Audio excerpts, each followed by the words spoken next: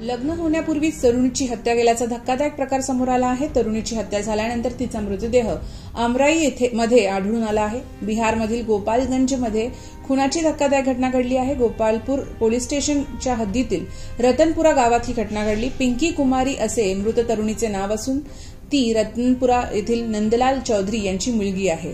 या प्रकरणी पोलिसांनी 2 संशयितांना ताब्यात घेतले आहे। या दोघांनाही गोपाळपूर पोलीस स्टेशनमध्ये आणून त्यांची चौकशी करण्यात येत आहे। दरम्यान पोलिसांनी तरुणीचा मृतदेह ताब्यात घेऊन पोस्टमॉर्टमसाठी हॉस्पिटलमध्ये पाठवला आहे।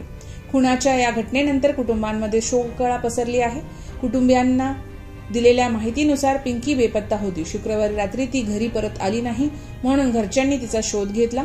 शनिवारी देखील तिचा पत्ता लागला नाही, त्यामुळे दुपारी पोलीस स्टेशनमध्ये बेपत्ता असल्याची तक्रार नोंदवली गेली।